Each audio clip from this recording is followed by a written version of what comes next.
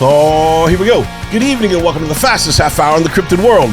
This Week in Bigfoot, the news show that scours the internet and the Bigfoot community each and every week to bring you the people, places, and stories making headlines around the Bigfoot world.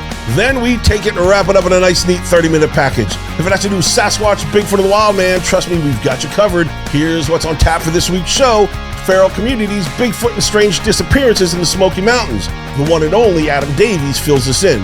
Mike Luci's got an update on a recent discovery at Ape Canyon. Snowwalker Prime hits the ground running in a brand new 2 minutes with, and the change in the guard in Bigfoot research as we take a look at what lies ahead for the new leaders and young guns.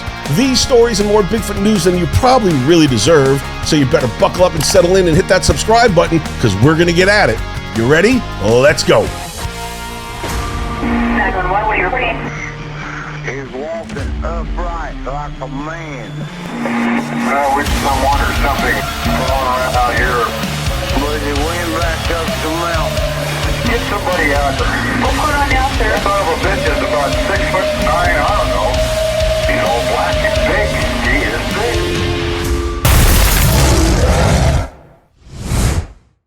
Stories of feral people and Bigfoot inhabiting the Smoky Mountains has long captured the imagination of those living in the volunteer state and North Carolina. And cases like the disappearances of Dennis Martin on Father's Day 1969, and more recently Mike Heron on August 23, 2008, only add to the enigma of this region. Heron, a 51-year-old father of two, went missing while riding his ATV in a well-known set of trails. The vehicle was later discovered just off trail in a clump of bushes. You know, around lunchtime is when they had found the four-wheeler. Detectives found the ATV sideways.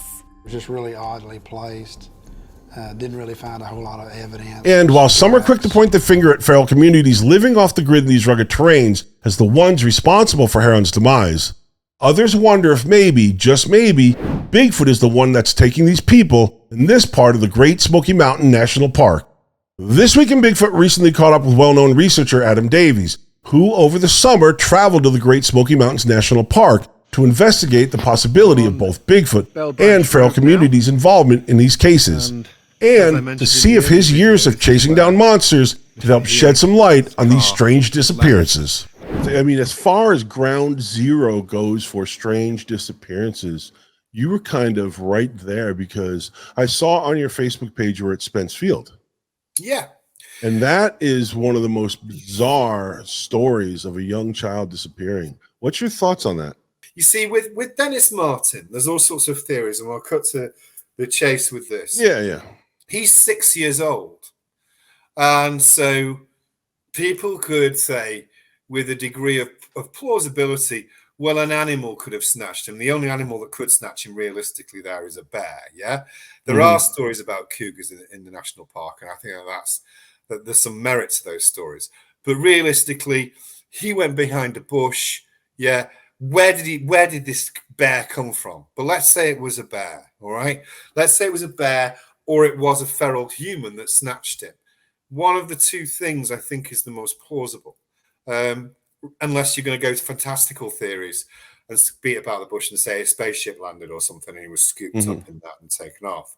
So it's one of those two things. But less than 30 miles away is the other case, right? That I've looked at so far. So for viewers that aren't familiar, last week on the show, I played a segment from the confessionals, and they started talking about this exact same case. And it's a gentleman called Mike Heron, right? That's right, yeah. So that happened on the 23rd of August, 2008. And Heron's 51 years old, right? And he is a family man. He owns a 100-acre farm. He's wealthy. So he has a house in Maryville, which is a town down the road, and he has this farm. And he is emotionally stable. Everything's going well in his life. One day, they find his car in high gear. Inside it, all his personal possessions are in there. Yeah, his wallet, all the other bullshit. His ATV is found. That's in high gear. Yeah? Yeah. No trace of him. We're not in 1960s. We're not in the 1960s now. We're in, comparatively speaking, modern day. Yeah, you need, in order to function, unless you're going to live totally off the grid, you need bank cards. You need all this stuff. Yeah, you can't just live in a cashful environment. What's he going to do? Quit everything he owned and just go and live in the woods somewhere? But they didn't find a single trace of him. You talk about the investigation perplexing people. Well, thousands of people were involved in his search. Everything, including cadaver dogs, looking for his body. If it had been a bear, bears are not clever. It won't surprise you. Bears are messy eaters. If the bear had got him, you know what I mean? There would have been stuff, debris. And if it had been somebody kidnapping him, they would have taken his money at least. You know what I mean? Why? If he'd left and just wanted to do something to himself, normally suicides leave some evidence, not least a note. Not always, but normally. But how would he have traveled vast distances then, in order for him not to be picked up or no trace of him to be found by all these search teams and their dogs? I was talking about this while I was in work today, and a woman from work said, "Oh, I saw that on your public Facebook page." I went to buy a house a few years ago from a guy who was a senior police officer involved in that investigation.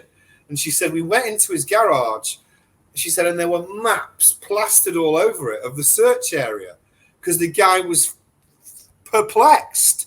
He was freaked out by the idea of how this guy could have disappeared, and he was desperately trying to find a pattern. Now, your theories on it, because I've heard Bigfoot, I've heard feral people. Now, feral people, a lot of people want to brush that under the rug, right? And they want to be, well, feral people, and they want to blame the Dennis Martin thing. But Adam, it's a real situation in the Smokies, correct? Yeah. I mean, let me just say there are all sorts of potentially nefarious people. There are people who would say, for example, cook meth. That's a possibility. There are people who they're after ginseng, which you can get a lot of money. So around those areas, so there are, the woods are not full of all the creatures of the woodland swaying their heads in a lovely manner. Yeah, no. But nor are they mostly full of those sort of people. Those sort of people you don't come across very often. So, but what you also have is a very large cave system here as well. Very large cave system, which can be exploited by people. So you when you consider possibilities, you think about what's plausible in this relationship. And if it is a feral person, what would be their motivation and how would that work? So what I don't feel at the moment, I've found no evidence of, is that there's a consistent feral population. So as in some sort of undiscovered tribe that we're just not making contact with. I haven't seen anything like that. I feel that would be highly implausible anyway. We're not in the Congo, or we're in North America, and I know there are remote places. So Adam, I can't thank you enough for stopping by This Week in Bigfoot. It's an honor to have you on the show, and I hope that you keep us in touch. Keep in touch with us with what's going on as far as your adventures and stuff like that. Yeah, I definitely will. I'll be out doing a lot of research, unless it's something substantive scientifically, in which case it won't be on my public Facebook page. Yes, that's exactly the last place that good science should be. I'll be publishing stuff on my public Facebook page. I put my research on that. And also I'll have a new novel out in the fall. That'll be called Monsters of Maryville. It'll be a lot of fun. The actual expedition books take about 10 years each to produce, so I've got quite a way to go for each one because I like to have a lot of material. So I write novels. It's good. It's a good cathartic process. I wrote my first one when I had long COVID, and I've enjoyed doing it. So I'll keep doing that for a bit. I probably not do another one of those for a year. So I'll finish that off. Monsters of Maryville will be next, and I'll be carrying on doing my research around the Tennessee area primarily for the next few months as we go into winter. A core component of the infamous Ape Canyon incident was reportedly rediscovered earlier this month, and by ancestors of one of the actual prospectors, no less. The Olympic Project's Mark Marcel revealed in the Facebook post that the Vander White mine was found by Brendon, Jared, and Jake Mitchell. Incidentally, all three happened to be the great-grandsons of Leroy Perry Smith, who was the youngest member of that fateful party. For those unfamiliar, the Ape Canyon incident refers to an alleged Bigfoot attack on 5 gold prospectors in southeast Washington. The incident was said to have happened in July 1924 at a gorge called Plains of Abraham. The gold prospectors were apparently terrorized by a group of Sasquatch inside their cabin one night. The Squatches reportedly threw large rocks at the cabin, with one even reaching inside through a hole in the wall. The prospectors came to this area after one of them, Fred Beck, claimed he had spiritual premonitions on where to find gold. Beck said he was told about the mine by one of his spirit guides called Vander, for whom he created the mine's eponym. Beck tried returning to the mine years after the alleged incident, but says he couldn't find the trail, claiming it was simply gone. The actual cabin site even went missing for almost 90 years before Mark Marcel and his team rediscovered it in 2013. Marcel, who's considered by many to be the field's most knowledgeable researcher on the Ape Canyon attack, says he helped the Mitchells out by giving them specific directions to the cabin site. Marcel even said that he personally stood literally 75 feet away from the mine's location without even realizing it, and he did it on multiple occasions.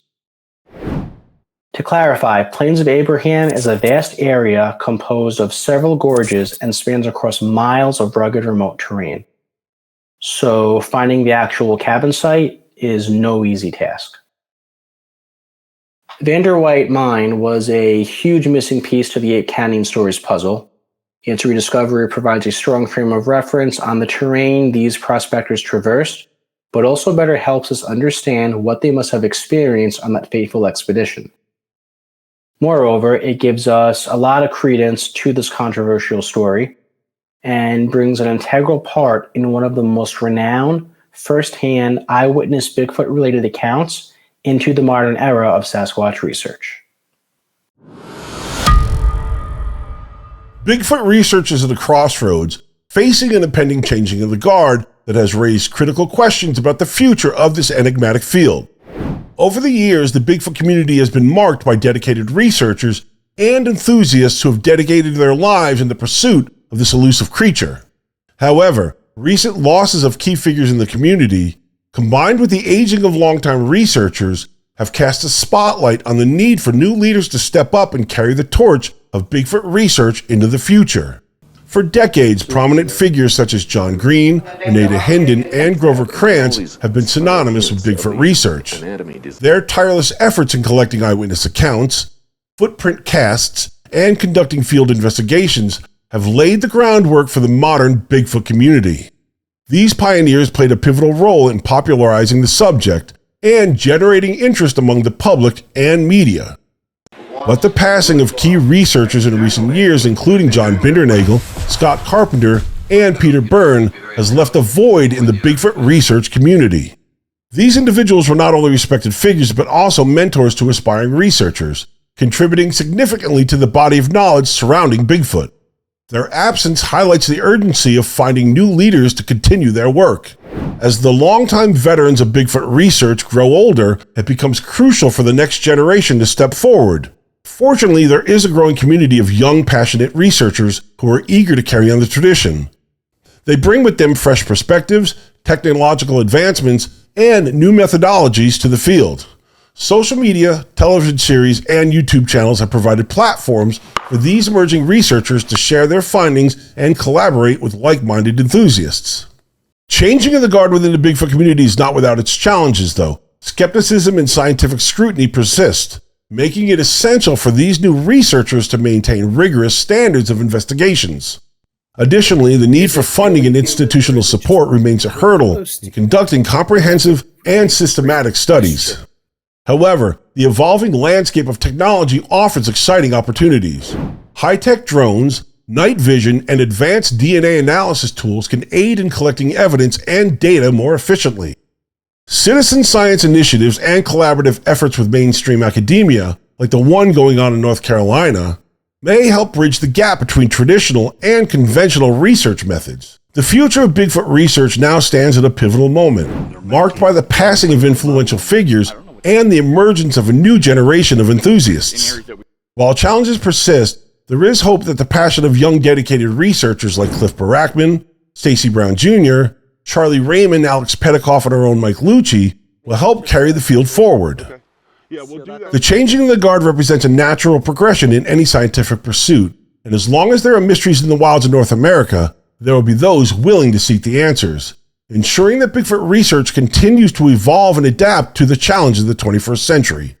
Now, you may or may not know that last weekend, Dr. Jeffrey Meldrum was taken off the Alaskan Bigfoot cruise and flown to a trauma center in Seattle for, at the time of this filming, unknown but possibly urgent cardiac care.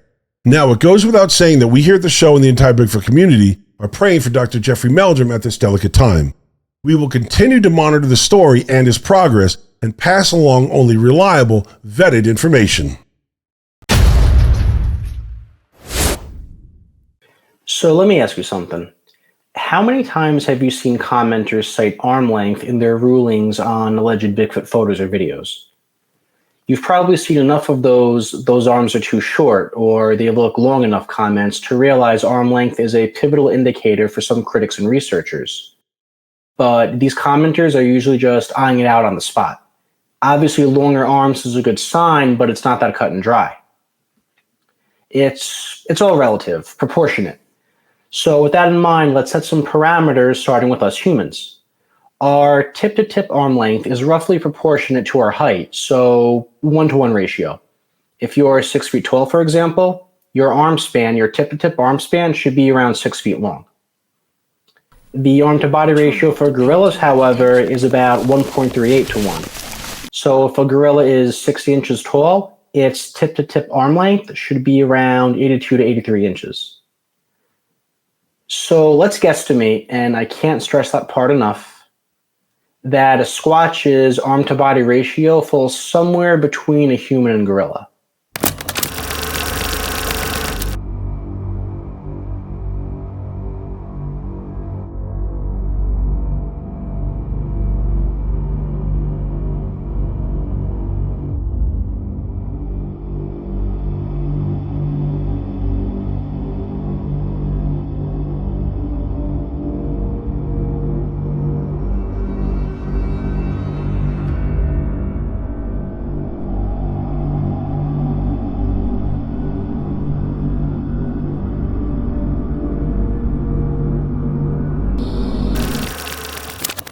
We'll test our hypothesis using some stills from this AI-enhanced footage of Patty that I covered in episode 7. And for those wondering, I'm doing this on an app called Canva to make these measurements. I know it's probably not ideal, but I got a 3-4 minute window to do this, so it fits the bill for now. All right, so I took these 2 still shots that I believe give us a broad enough canvas of Patty's backside to work with. We'll measure the body height and arm span of Patty in each still shot and divide those figures to get our arm-to-body ratio. Let's check out the first one. All right, so here's how we measured the body height and arm span. We get a height of 929 units and an arm span of 563 units. Multiply that figure by 2, and it gives us a final number of 1,126 units for the arm span. When we divide 1126 by 929, it comes out to 1.21. Meaning the arm-to-body ratio for Patty in this first still shot is 1.21 to 1. Here's how we measured height and arm span in our second still shot. And as you can see, our height comes to 908 units, while the arm span comes out to 1,000 units. Now, I know these figures are smaller than the first still shot, but remember, this one was taken at a different angle and distance, hence the discrepancy. The raw numbers, they don't matter though. We're looking for the relative figures, so just remember that. Anyway, when we divide those 2 numbers, it comes out to 1.10, giving us an arm-to-body ratio of 1.10 to 1 for a second still shot. Lastly, we'll get the median of these 2 ratios, which is around 1.15 to 1. That basically puts Patty's arm-to-body ratio, where I said earlier, in between a human's 1 to 1 and gorilla's 1.38 to 1 ratios. Now, just to clarify, this isn't by any means an endorsement of Patty's authenticity. And with how crudely I did this, there's definitely a margin of error to consider. But I think going this extra mile could help shed some new light on how arm-to-body proportions can help. So next time you come across an alleged photo or video and someone brings up the figure's arms, keep this little crash course in mind. because applying these metrics could play a key role in determining whether what we're looking at may or may not be the real deal. All right, folks, looks like we are officially halfway through episode 28, which can only mean one thing. And if you follow the series, you know exactly what I'm talking about. It's the part of the show where we were just dumb enough to give content creator Michael Merchant, also known as Snowwalker Prime, screen time to speak his mind and get what's ever bothering him off his chest. Yup, you got it. This is 2 Minutes With. Echo Station 3PA. Spotted an aerial walker. Aerial walker.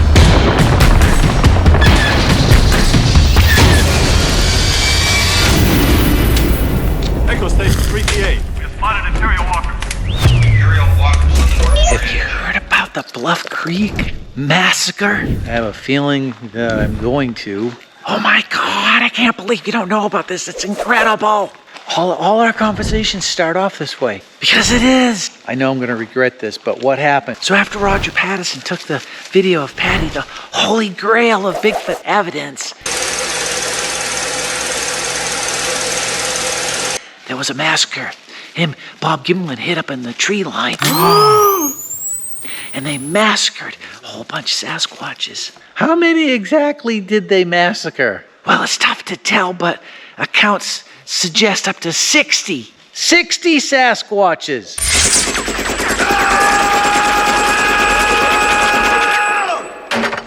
Well, technically it'd be 60 Sasquatch, but yes. I find that hard to believe. Well, I figured you might. That's why I have proof. I got proof this time. Let me guess. Photos? Photos, I have photos. Where the man's hands are stained with blood. The river runs red with blood. There's a big pool of blood and flesh and skin. And then there's a dog there and a Jeep. The Jeep's also red. The leaves on the trees are red. Did I mention the guy's hands are red? Yeah, I'm getting there's a lot of red.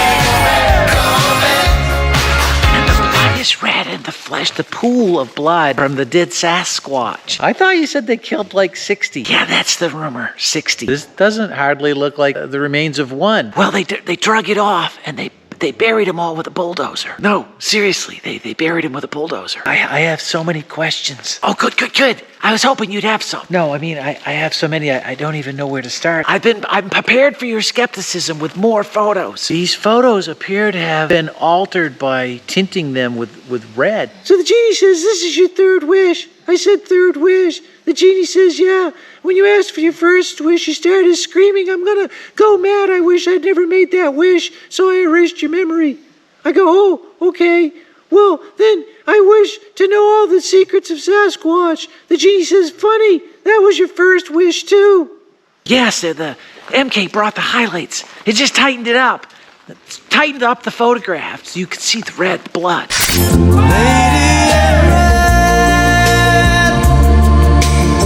You do realize that these photos are taken from video that wasn't shot by Patterson. It was after the event. Yeah, after the massacre. There's no evidence that there was a massacre. Well, you've got the photos. You have photos that have been manipulated to look red, tightened up. The whole thing's a ridiculous notion. You call all of my notions ridiculous. Because they are. This was true. And you really believe it. Oh, I do. I do wholeheartedly. I believe there's a whole pile, there's a whole clan. There was a massacre at Bluff Creek. I'm not the only one. There's a lot of people that believe this. I'm just curious, what do you think a Bigfoot bone, or let's say a complete skeleton would be worth? Oh, it'd be worth its weight in gold. It'd be priceless. You could ask any price for it. $1 billion. $1 billion. Maybe more. Maybe $1 gazillion for Bigfoot bones. You'd prove it. You'd prove the existence of Sasquatch once and all. You'd be a wealthy, wealthy person. I saw red when I closed the door. Oh, it must be magic. It's time to check in with Doug Highcheck and get an exclusive update on Legend Meets Science 2. And then you also had your team over doing the LiDAR recon and the data over at the Blue Mountains. How did that go? It went really smooth. The people that have seen the data after it's been stitched together said it's fantastic. Just a ton of info. it literally penetrated the canopy, which is really cool, of the forest where Paul Freeman filmed the Bigfoot. Many of the landmarks are all still there. So we should be able to gauge the size of the creature within 1 centimeter, in all dimensions. So it's going to be really helpful. Plus, it's going to give, I was just going to mention, it's also going to give everybody a real-time view of what went down. So they can see where Paul was, where the creature was, how the creature fooled Paul when it moved into a new area, and just everything. It'll be all completely laid out for everybody with animation. And it's tough because the medium that Paul used was the early onset of really crappy digital cameras. So you're unable to get the quality that everybody would like to. But now, because of what you've done and what you're continuing to do with the measurements, is you're going to be able to get them, you're going to be able to get as close to recreating it as humanly possible. Probably pretty freaking close. Yeah, it's going to be cool. But, there's one more forensic technique, although we did enhance it and you can see a lot more detail. There's one more forensic technique I have up my sleeve that's never been done in this footage. It's never been done in other footage of Bigfoot. And I'm not exactly sure it will work, but it has worked on other footage I've enhanced. And I mean, it goes from pretty muddy to, oh my God. So we'll see. Well, there you go. I mean, it sounds like so. Okay, you got the Blue Mountains done. You got Snellgrove. Now, what's next? Are you close to wrapping up your filming? No. What are we? Okay. What's next? No, we have so much more. So what next? I have to keep secret, but and until maybe next week, I can talk to you about it. Okay. Hey, this is Chuck Larson. You're watching the CARC channel on YouTube. All right. Bigfoot is back in the sports spotlight, this time overseas, where it made history by becoming the first ever mascot of the Continental Hockey League, which is basically Russia's inferior equivalent of the NHL. Known as Kroot, this tall, white, hairy, Sasquatch-like creature was created ahead of the KHL's 15th anniversary. The league believed they were missing what was described as, quote, a representative to communicate with their fans, especially a young audience. After conducting focus groups with children and studying mascots, it was decided that Bigfoot, a gentle giant who's a huge fan of hockey, was the best choice to go with. Now, as is the case with most of these pro sport mascots, they all come with their cheesy backstories. In Kroot's case, a great hockey fan and professional climber was apparently ascending Mount Elbrus, so he could hoist a KHL League flag at the summit per his son's request. While ascending the mountain, he started noticing some unusual things like a huge stick and stone that resembled a hockey stick and puck, along with some huge footprints. And as it turns out, these were the doings of Kroot, who jokingly started playing hockey. Upon noticing the KHL logo on the climber's backpack, Kroot wanted to make friends with the climber, so they returned to civilization, and the rest was history. Kroot has been a huge hit with fans so far, and even got a chance to meet NHL superstar Alexander Ovechkin. Kroot's birthday is on December 1st, the All-Russian Hockey Day. There are plans for Kroot to become the KHL children's website face, and apparently he's already got his own merchandise and social media networks up and running.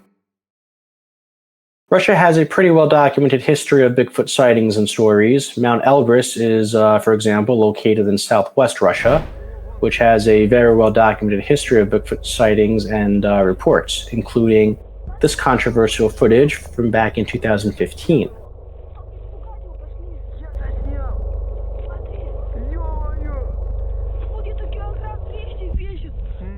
The inspiration behind Kroot shows how Bigfoot's influence in pop culture and professional sports is not just exclusive to North America, but is even prominent overseas. It's time to bring you up to speed on a couple of recent Bigfoot podcasts and live streams.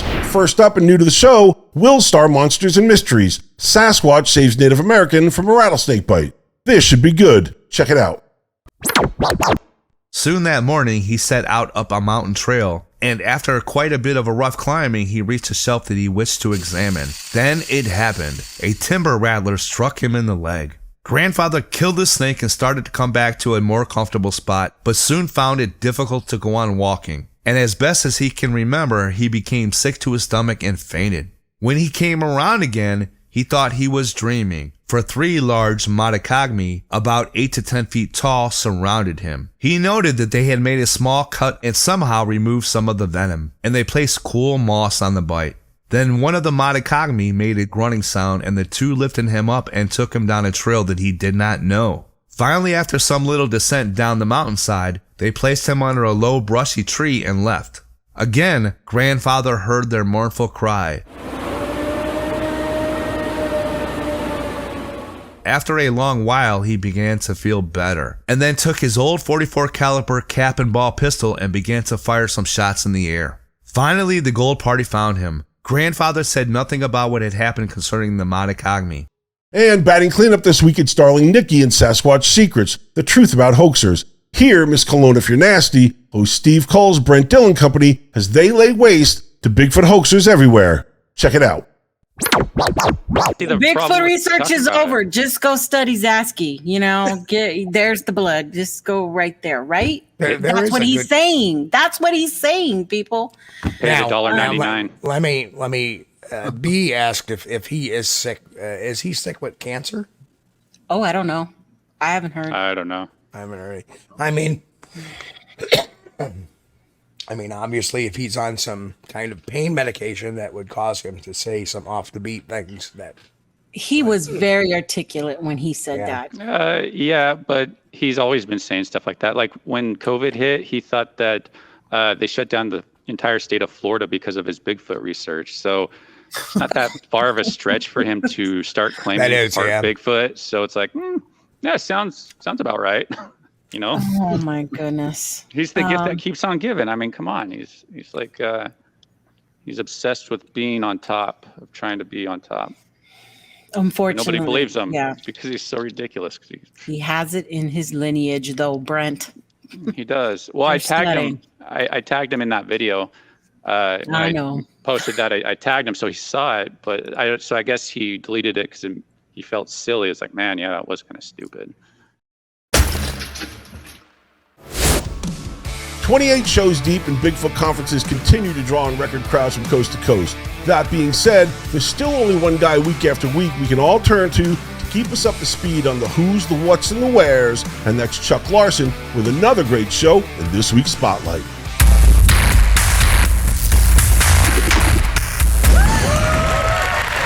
Anovia Bigfoot Festival, October 6th and 7th, Anovia, Oklahoma. Conference Spotlight. This week's Conference Spotlight has been going on for 17 years. Come join the Anovia Bigfoot organization for the 2023 Anovia Bigfoot Festival and Conference. The first weekend in October is when this 2-day event always happens. Starting at 10 a.m. both Friday, October 6th and Saturday, October 7th at the Comanche Christian Mission in Anovia, Oklahoma, this event promises to be a fantastic time. The festival itself is free admission, with arts and crafts and food vendors. There will also be helicopter rides both days, weather permitting. The Bigfoot Conference is $10 and is highlighted with speakers Brian Hoolan and Lance Hightower. Starting after the opening introductions at 10 a.m., the speakers go into the 3 p.m. speaker panel Q&A. At 4 p.m., there's a print cast class, and both days end with a sundown storytelling time. Whether you can make it one day or both days, this sounds like a fun event. For more information, you can go to the NEWSWORTHY.com festival page. And that's this week's Conference Spotlight. Brendon, back to you. All right, folks, once again, we are all out of time for this week's show. I'm sure it does fly when you're having fun. I'd like to thank you for watching and remind you to like and share everything we do here at the Catskill Appalachian Research Collective. You got to tell your friends, spread the word. And if you have any questions or comments, or maybe a news story for the show you'd like to see us cover, you can always drop us a line at thisweekinbigfootnewscast@gmail.com. So, until next week, for Mike Luci and Chuck Larson, I'm Brendon Brown, reminding you that when it comes to getting your Bigfoot news, be informed, not biased. Take care. See you next week.